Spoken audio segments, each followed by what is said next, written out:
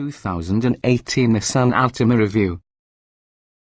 The Altima is really a decent mid-size sedan, but new arrivals tend to be more enticing for a variety of reasons.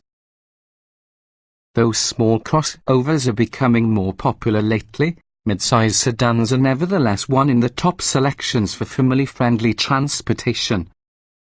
This segment is very important to automakers, which a few of the most favored models have been redesigned or notably freshened with the 2018 model year. Unfortunately, the 2018 Nissan Altima isn't one of them. We're generally just like the Altima in the past, but this specific generation is receiving on in years. The newest crop of rival sedans further highlights the Altima's zero the areas of technology, interior quality and satisfaction. To Nissan's credit, the 2018 Altima has some useful enhancements. A forward collision notification system with automatic emergency braking is standard on all trim levels, and also the upgraded infotainment display now includes Apple CarPlay and Android Auto functionality. But the segment has numerous strong competitors that also a decent choice, such as Nissan Altima features a hard time differentiating itself. What's new? Every Altima comes standard with forward collision warning and automatic emergency braking for 2018. The optional 7-inch touchscreen now adds Apple CarPlay and Android Auto smartphone compatibility. Packages were also shuffled through the lineup, so now each 4-cylinder model just has one comprehensive package to feature. The base Altima S feels rather like a rental car, along with the next level SR gives up excessive passenger comfort to get a tiny surge in handling ability. As such, the mid-trim SV is our choice. It adds several desirable features for the reasonable bump in price. Upgrades above the base S include alloy wheels, an electric adjustable driver seat, dual-zone automatic climate control, satellite radio, and blind spot monitoring with rear cross-traffic alert. You can also opt for the SV's technology package, which adds a sunroof, heated front seats, along with a 7-inch touchscreen with Apple CarPlay and Android Auto smartphone integration. Trim levels and features.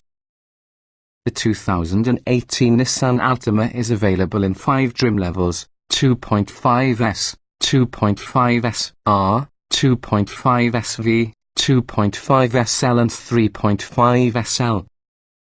All Altimas except these .5SL are powered using a 2.5-litre 4-cylinder engine, 179 horsepower, 177 pound-feet of torque that routes power from the front wheels via a continuously variable automatic transmission CVT.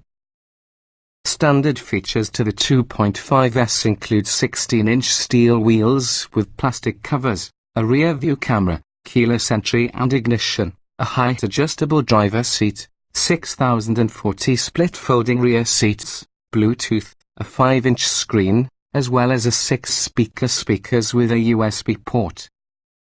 Also standard for 2018 can be a forward collision warning system with automatic emergency braking.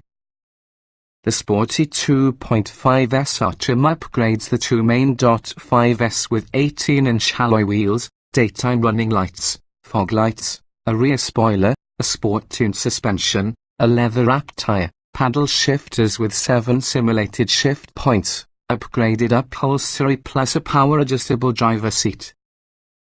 Compared to the two main .5S, the 2.5S V-trim has 17-inch alloy wheels, LED daytime running lights, remote engine start, blind spot monitoring with rear cross-traffic alert, dual-zone automatic climate control, satellite radio along with the SR's fog lights, power driver seat and leather-wrapped controls.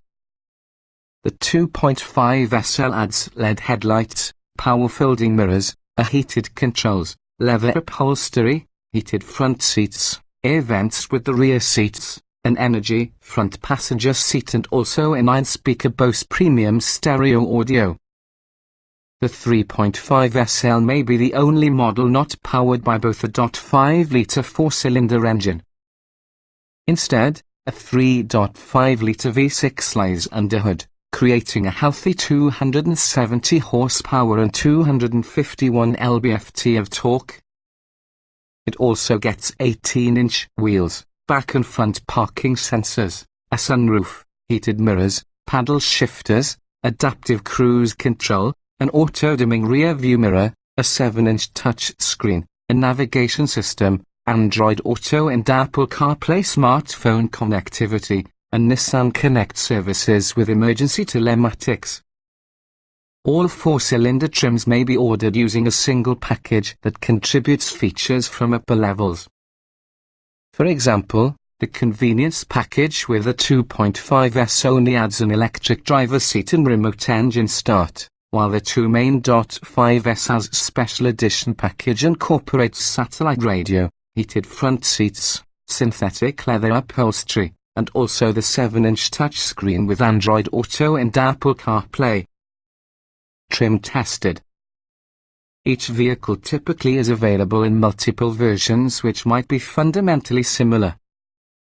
The S on this review provide our full test on a 2016 Nissan Altima 2.5S at 2.5 litres inline 4, CVT automatic, FWD.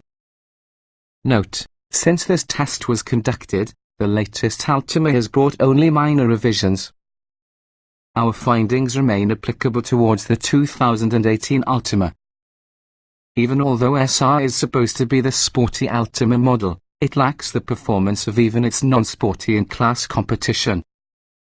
The Altima SR turns into a decent score for handling, however in almost every other measure, it falls well short on the mark set by rivals. Acceleration.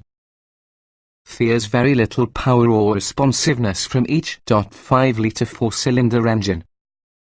It takes a good 8.2 seconds to arrive at 60 miles per hour and is also accompanied by the loud groan from beneath the hood. Simulated gear changes from your CVT do keep your drone from being overly intrusive, though. Braking.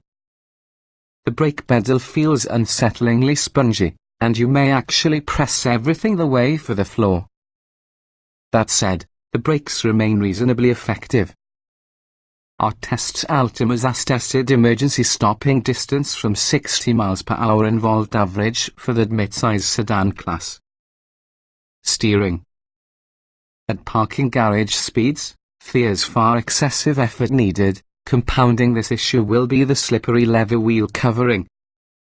Even worse, the wheel isn't going to return to give attention to its own, forcing the motive force to manually unwind it. This is about as bad as modern steering systems get. Handling. The Altima SR trim advantages from sportier suspension tuning, and can corner without much body roll in accordance with other sedans. In aggressive maneuvers, the soundness control subtly intervenes to maintain your car about the intended path. Drivability. In addition to your aforementioned shortcomings, the Altima also is affected with some subtle lurches at low speeds, which might be likely the result in the CVT's deficiency of responsiveness. We also experienced inconsistent acceleration from your stop. Comfort. While other mid-size sedans are creeping ever nearer to entry-level luxury standards, the Altima seems stuck for the overall design car class. One of the few bright spots regarding comfort will be the supportive front seats. Nevertheless, they do little to generate up for that stiff ride and loud cabin. Seat comfort. The standard cloth front seats are well shaped and produce drivers think that they are suspended in the elastic hammock. Despite the deficiency of adjustments, tall and short passengers will be able to find a comfortable position. Ride comfort. A byproduct from the Altima SR's sporty suspension is often a stiffer ride. Even though impact harshness is filtered out, you sense every bump from the road, and passengers are experiencing a lot of jostling, even over moderate undulations. Noise and vibration. When excel with purpose, the engine emits an agonizing sound, like someone groaning into jail glass jar. Road and wind noise is ever present although not intrusive, that produces the numerous interior creaks and rattles more noticeable. Interior. The Altima's interior trails newer sedans in relation to overall design. The touchscreen's low placement may be a distraction for the driver. Interior materials look much like some competitors, but many in the surfaces are made from hard plastic. Ease people. Primary controls they fit where you'd expect, but some secondary knobs and buttons are awkwardly located.